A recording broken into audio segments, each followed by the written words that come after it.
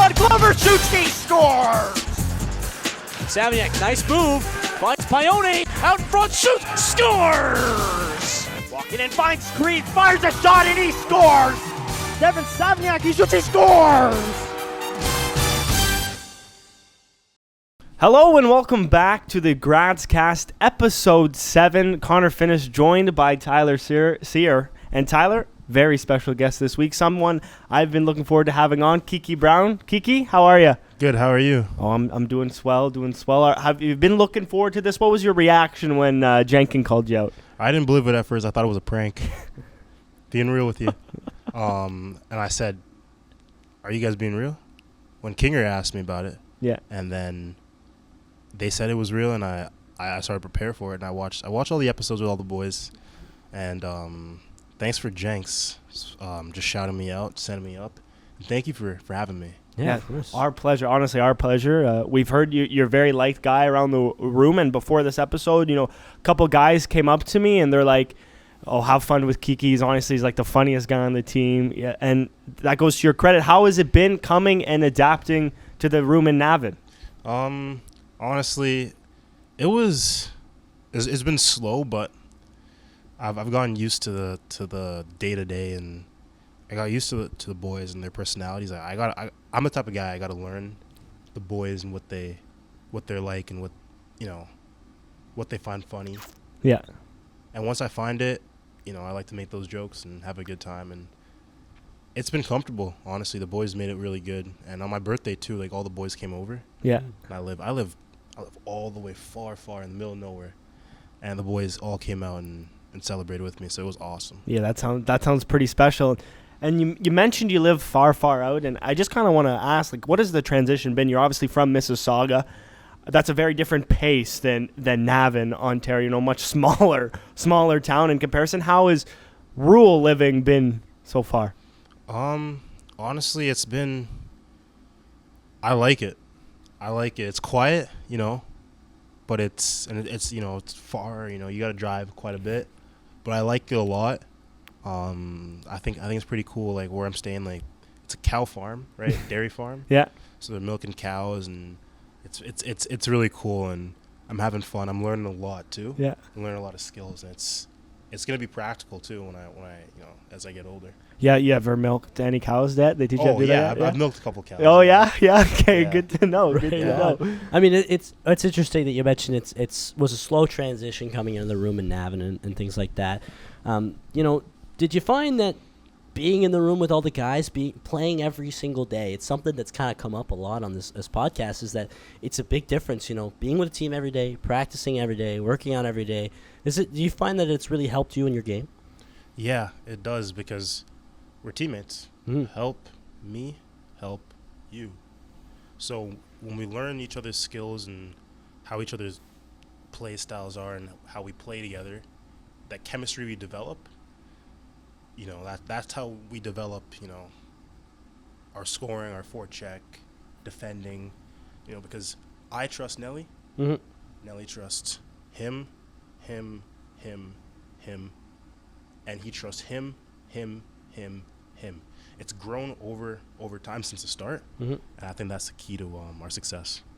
Well, I mean, it's interesting that you mentioned Nelly right off the bat as well, because that's your netliner, and it was another thing that we mentioned, before the pod. I said try not to nominate a defenseman, because we've done so many defensemen, and the first thing that they always mention is you got to have trust in your goaltender. How has he been on the back end for you guys this year? He's the heart and soul of this team.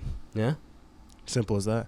And when you have a goalie that you have faith in, that will make stops, it makes everything easier. It makes everything easier, right? And when you're a cohesive unit, we've seen that with the success here this year. I mean, you guys have been great, to your credit. Top of the standings as we're recording, looking like that might be the same way when this goes up. But you've had quite a unique career. Before coming to Navan, you've been everywhere. You've been Boston, New Hampshire, if I'm correct. Yeah. How has that been? Moving and playing in all these different cities, and then coming here and having success this year. It's been different than growing up here. I grew up here, in Mississauga and in Toronto, and it being nearby, playing some of the strongest competition I think in all of Canada, and it's a lot different, you know. In Boston, like for example, like that's U18s we're playing, and the rules were different. We couldn't ice the puck. It's automatic icings. There's no the offsides where there's no delayed offsides. Automatic icing. Automatic So icings. it's like kind of like the Olympics there. Yeah. Once it hits the line, it's done. Yeah, icings on penalty kills too. What? Yeah. Wow. Whoa. And there's no delayed offsides. And this is prep. This was in New Hampshire there. Yeah. This is just U18s. Wow, that's crazy. That's a little different. Yeah. Did that change the way that you guys played the game? Yeah, because it enforced more of like, you know, if there's no high or delayed offsides, then skating it in. And I think I've done a good job of skating the puck in this year. Mm-hmm. I think that's my strong suit. I've you know, looking at Instat and watching game film, it's probably the best thing I do. Yeah. Yeah, I mean, it was something that I mentioned on our broadcast earlier in the year. You know, you had a couple incredible goals that all looked like basically identical to each other in terms of just taking your guy wide, bringing it to the net, and then just putting it on the backhand, and you make those goals just look so easy. Is that something that you've practiced really, really well? Yeah. I practiced it a lot when I was younger, and even to this day, growing up still. When I was younger, it was tough. It was tough to learn. But once I got the hang of it, and just the repetitive practice over and over and over and over and over again, you know, it's I've gotten pretty good at it. I think I'm gonna keep practicing it because you know, it takes a lot of effort to look effortless. Yeah, practice makes perfect. Well, Tyler mentions, like, on your goals, you know, you drive hard to the net, you make that hard turn, and just, you know, you just fly out there. To your credit, you really give it everything. A lot of speed.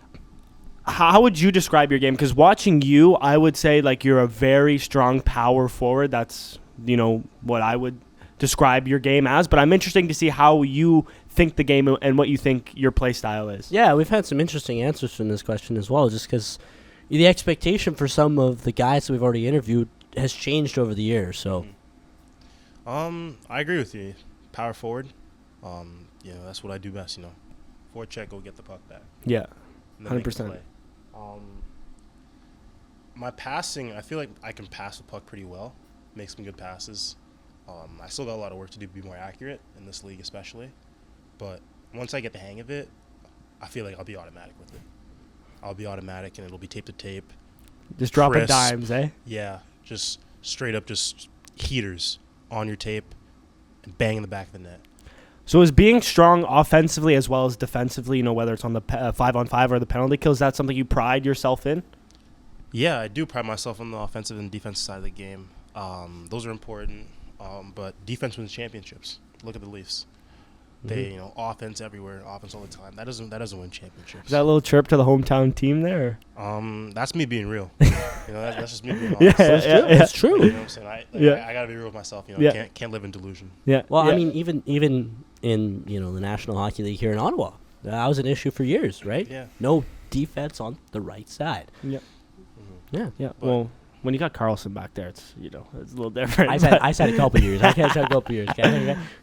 All right. Hey, listen, Shabbat is nasty. He is. Shabbat is nasty. He is. So I think he's getting treated. but You he's mentioned good. that earlier. You used to be a defenseman. Yeah. When did you make that switch into forward, and why, if you can remember? I think around the 8th grade, around the 7th, 8th grade. I know, I'll tie this in with my with when I talk about some more stories when I'm younger playing hockey. Yeah. Some of my favorite stories from then. But I made the switch around the time we were playing like provincials and like playoff hockey, in like the 7th grade. Yeah. AA.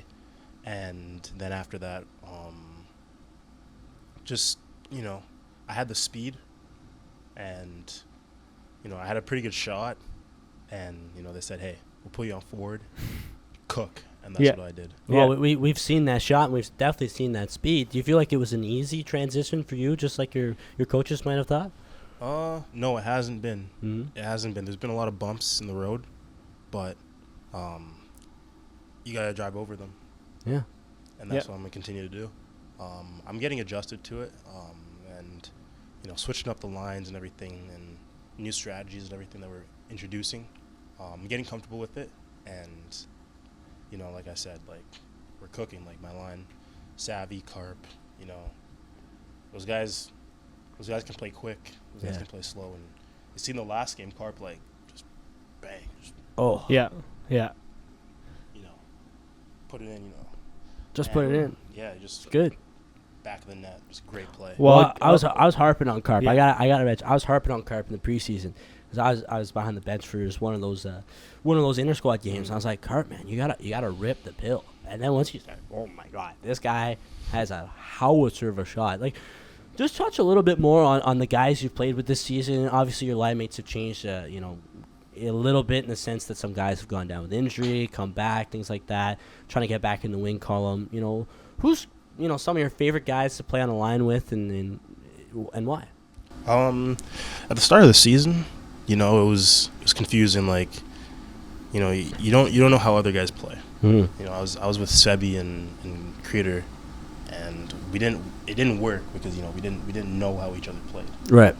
And then, you know, they put me with Glover and Danny for a little bit. Mm. And, you know, Slinger, when he was here too, he was on that line too. Yeah. And, you know, it was all right. You know, we were finding our feet. But now, you know, going into later stages, I think, you know what I'm saying, at this point, you know, we're kind of know how each other plays. And so they have me with Savvy and Carp. You know, that works right now. But in the playoffs, it could be different. Well, and things change, right? And, Yeah. And honestly, one of the nice things about doing that, and you might find this as well, is that when it comes playoff time, because you've played with all those guys, you think the lines can change like kind of on a dime. Is it easy for you to transition, you know, mid-game in terms of who you play with? Oh, it's easy. It's very easy. I mean, knowing everyone, it's so easy because, I mean, the way sometimes we play, like, you know, there's scenarios where you have to slot in people in lines, or you have to send out 3 guys from 3 different lines. Yep. And because we know each other plays, it's easier, it's cohesive. We still generate the same amount of offense. And it's great. That actually really gets me going, you know, thinking about that. Well, Tyler, do you have anything else, or we should maybe hop into the fun? I want to hop into the rapid questions here. So we've had a little bit of context. We had these rapid questions, and you've seen the pods, and there's been some pretty interesting answers. I'm very excited to hear what some of your answers to these questions are. But some of them are recurring. So you might notice that. But yeah, we've had some good answers. We've had some really good answers. Well, we'll start with the first one because, you know, you mentioned you're on the dairy farm, and maybe this ties in, maybe it doesn't. Do you have a game day ritual that you do before every game day? Yeah, I do. So I like to, you know, I wake up around 8 or 9, and usually I get up, you know, and make myself breakfast. I like to make pancakes, eggs, and I make this yogurt mix. So you get yogurt, you get granola, hemp seeds, you get some mixed berries, and you just toss it all together. Yeah. Mix it up. Gas. Most important meal of the day, and you're knocking out the part. So good start already. After it fuels you. It fuels you. Yeah. Then after breakfast, where do we go from there? After breakfast, it's, you know, I just kind of chill. Like, sometimes I'll like nap for like 20 minutes right after, or I'll maybe like play some video games. Big video game guy? Yeah. Yeah? What's the go-to right now? Right now it's Chell. Yeah. Yeah, 24. Classic. Yeah, so I've been grinding that. Yeah, Xbox or PlayStation guy? Oh, PlayStation. Attaboy. Yeah. Yes, sir. No, tough answer. Yeah. So after some Chell games, then after that, you know, I make myself lunch. So I'll make myself, you know, maybe some rice. I usually make myself rice and chicken, something simple. I've been having it for years. And sometimes like I switch it up. I'll have ribs, or I'll have a little piece of steak, or sometimes I have salad. And lately I've been like eating light, so I haven't been having much. Like maybe like a little bowl of food, like that's like rice and like some beef, and a salad. That's it. Man, you get me hungry. Yeah, it sounds like you're a very good cook. Is that something you've done all your life, cooking, or? Yeah, no, it started when I was younger. Like I was love baking. It sounds like, I know it's like, it makes me smile, like, but I always loved baking, and like I made like rice pudding. I made cookies one time, and these cookies had like, baking powder in it. I put too much baking powder, and they just tasted disgusting. Oh man. Like you said, hey, bumps in a road and everything. You just gotta drive over them. Next time you put the right amount of baking soda in. But you know, I got it right, and you know, I like cooking for myself like every day, like basically. I don't like making a meal like meal prepping. Yeah. Yeah, I'm not a big fan of that. But if I have to, I will, and I do like it. You know, I scratch saying I'm not a big fan, but I do like meal prepping. Sorry, but You're not a big fast food guy? no, not really. I mean, like I'll eat McDonald's sometimes. Like I know, like it's not gonna kill me. Yeah. After you make your lunch there before the game, is there anything you do to get into the zone? Yeah, I take a shower and I just like take a shower and then I get dressed and I just. So this is an interesting one. Guys take showers before the game. Yeah. Is that common? Yeah, that's common. There's guys that take showers, I think, like maybe even 30 minutes before the game. Wow. Some guys like to go to the sauna and the gym, so sometimes I'll go to the gym too, if I have the time to. If it's on Sunday, sometimes I'll go to church. I went to church with Sebi. That was good. Yeah, it was good. And then after that, I pretty much just head out for the game. And then when I get to the game, Walk in, we'll sway. Always in a good mood is Yeah. Kiki Brown. Always in a good mood. crack and a then smile, and Play the sewer. Don't get out first. We're playing hockey today, you know what I'm saying? So we're playing sewer. I mean, I get out sometimes first, but I always get back in, zone. Got the card. give him his vet cards here, lads. Yeah, let me get my card. Let's get on it here. We'll move on to the next question. Is there someone in the room, a teammate that is always chirping? Whether that's the other team, just maybe the guys in the room, on the ice, off the ice. Is there a teammate that's always chirping? Oh, yeah. This guy, Braxton, he gets in goalies' heads in the second period. You don't want to be the other goalie when he's on the bench. Really? Yeah, he's just ripping you from the bench. Yeah, eh? Just constant. All period, he's just ripping you. 20 minutes, that's the worst 20 minutes you're going to play all game. And that's helped us, too. Yeah. He did it in CP, and you know what I'm saying, that got in the goalie's head, and he got pulled at the end of the game. So. Hey, method to the madness, maybe. Yeah. 100%. Next question. Do you have a favorite NHLer? Could be all time, could be current. Favorite NHLer? Yeah, I'll give you two. I'll give you all time, probably Martin St. Louis. Good Wow, shout. that's a Good real- shout. I really like that one. Yeah. Wow. And then right now, current, I'd say I like McDavid. Who doesn't? I also like McKinnon. I think I like McKinnon a little bit more. Yeah. They both Dog. just have that like aroma to them, you know? Yeah. You just you could see them from across the room, you're like, that's the best hockey player in the world. Like Yeah. and then you see McDavid and you're like, now I don't know which one's which. It's just like they're both the best hockey player in the world. Yeah.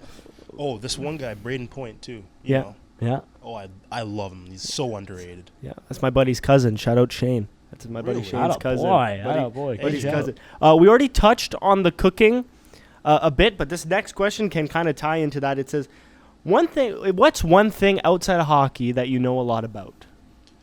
Could be like a hobby, could be just random, interest of yours. Milking cows. This is going to sound wild, but I know a lot about city infrastructure. There you go. What? Yeah. You know what? Listen, that's not the wildest take, but it's up there. Yeah. That's up there. That's it. That's very interesting. That is Yeah. something that is always eye catching and maybe. Is that underrated. something you want to explore in the future, like architecture and stuff like that? Yeah, I'll probably when my days of playing hockey is over, I might just build bridges or something. Why not? Why not? Next question: 4 people, dead or alive, you have to take them to a dinner. This is the best Who question. are you taking? Best one we've ever come with. This is we're copywriting this question. I'm taking, first and foremost, JFK. Another U.S. president. Yeah, because I was watching the interviews and Carp wanted to meet George Washington. Yeah. Like George Washington, there's nothing to talk about. It's mid. Man. He's Come on. mid, man. JFK. Yeah, that's so mid, dude. Okay, but But John F. Kennedy. he's gonna yeah. be talking about I don't know. He's talking about hay bales or something. Yeah. Yeah. JFK. And JFK will talk about some real stuff. So JFK. Who else? Probably bring Babytron. This rapper. You know him? Yeah, I know, baby. Dude, I love his Wildest music. bars. Wildest Dude, bars of all time. wildest but best bars, man. You know what I'm saying? Is that the kind of guy that's just sitting at the table when he's talking? Instead of talking, he always sings, always raps. Babytron No. is just I don't know, Would you get BLP kosher out there with him too, or No, I can't, man. No, he's too wild. Baby Tron? Okay. Baby Tron, just because, like, you know what I'm saying, you'll make it interesting. You talk about talking about his buffs, you know what I'm saying. Yeah. But I'd have give me a second to think. Yeah, no worries. Yeah, no, man. This is a tough question. This Yeah, is it a big is. question because you got to think about dynamic. Yeah, like I think I got my answer now. I might bring Matt Rempe on. Oh, yeah. Okay. Yeah. Just 'cause it seems like he's a nails guy, yeah. you know. And then for the last one, I think I'll just bring King Vaughn. Next question here is, what teammate would you beat in a race on the ice? Except I'd say, all of them. like, I cook everyone. Man. Come on. That's what I'm saying, except all of them, I was man. like, you can Man, call up. you say go from one end to the other end. Yeah. Yeah, Just yeah, like a yeah. race. Yeah. Like, stop and start. You go one end to the other end, stop, come back. Just I cook everyone. everyone. Everyone except for maybe Savvy. Dude, that guy. Savvy will put up a good so fight. underrated fast, man. So you think you're taking everyone on the team end to end, except for Savignac? Yeah, he'd put up a good fight. Yeah. Okay. It'd be 50-50 with him. I rate that you're saying that with your chest. I think we're gonna end up seeing this next week in practice. We might start something here. They might not Yeah, like in that. a little but- time here. I think yeah, maybe Marion could also put up a fight too. He's pretty quick too. Yeah. Underrated speed, yeah. Yeah. Next, Underrated speed. this next question comes from Briggs Jowett. Yeah. He wants to know, as well do I, what is your favorite midnight snack? You know, middle of the night, you get that urge, you're hungry. What are you walking to the fridge for? That's a good question. That's a really good question. You know, let me think about that. I could either make something Yeah. or just warm up But something. it's midnight, man. Yeah, or just grab it. No, but like I kind of edge the microwave Yeah. and like leave it at 1. Oh yes, man. Yeah. 100%. So you don't wake anyone up in Yeah, the don't house. wake anyone up. That is a wow. That's a Everybody great Yeah. call. is on the same Great call. page Yeah. as you, bro. Great That's- call. Oh, Yeah. Great microwave call. is the loudest thing in the world at midnight. At It's midnight, like great it's like call. the volume gets turned down. Great call. Yeah. So, I'd make myself, maybe like some cereal, like with some warm milk. Sounds weird, but it hits the spot. Final question here. Also a recurring one here. Kiki, what is your favorite hockey memory? My favorite hockey memory, was when I was, when I was younger. We were playing in provincials for the OHFs, and I was playing for the Vaughan Rangers. And I was a defenseman this year, but that tournament and the silver stick that we won, that was also a huge memory for me. I'll talk more about it later. Mhm. But we won that, and then we played in the provincials, and they put me on forward. I remember we were tied 2-2, and it was like a minute or something left in the third, I see where this is going. and Clutch. we were in their zone, and they broke the puck out, and I was like, they're starting to break out. They were starting to break out. I was the last guy, I'm saying, like, I got checked. I was in the corner. I was getting up, and I was skating out. I go up, and then I call for it. I get it. I go down, and I just put it to my backhand. I just fire under the bar.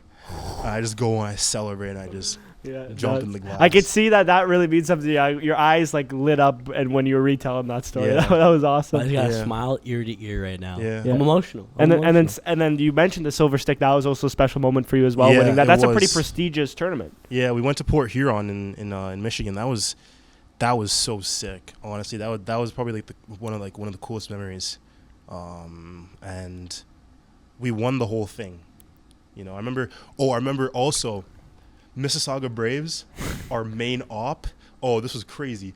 So in the hotel when we played the regionals, and we lost to them, but we got a bye. Somehow we got a bye. I don't remember, but we got a bye because one team couldn't compete, and so we went back, and we were playing mini sticks, and we played against their team mini sticks. Yeah, In one of the conference rooms. iconic. Whoa. Iconic. Yeah. Conference room too. Yeah. So big rink. Big man, big. Yeah. And so these guys, they go back and they're getting water. I'm like, oh yeah, where do you get the water from? And he's like, oh, no water for losers. I'm like, all right, I took that personally.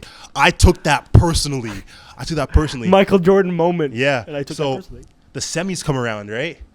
And I think I had an assist. I didn't score. I don't think I scored in that game, but I don't remember the game.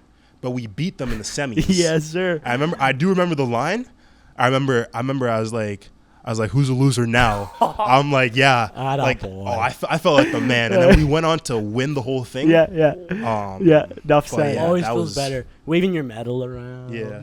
Just left it there. Right? Yeah, Left man. it We won everything that year. Don't be the one to chirp chirp. first. Yeah. Don't be the one to chirp first. Well, that is a great way to round out Yeah. this episode of the Gradscast. Kiki, you have been great, but it is the time where you get to look into that camera yeah, so right the there. tall one. That, Mm-hmm. who are you calling out? Yeah, thank you for having me. I think this man is very intriguing. Need to get in the head of his and interview him. It'd be a very good interview. I think you're one that have jokes, one that'll have, some very, very deep and introspective Combo. things to say, things on the table. And can I point at it? Yeah, you Sure, can sure, point sure. Go ahead. I mean, you're pointing at it. You gotta be really specific to Go the ahead. point. Oh. Wow. So Hayden Gould. We're getting our Hayden first Gould. goalie. First goalie on the pod. Zimmer, you're up. Well, I guess that's what we'll be here next week. We'll be in the same corner, bud. Yes, thank you again, Kiki, for joining us, and we'll be back with Gradscast episode 8, hopefully with Hayden Gould.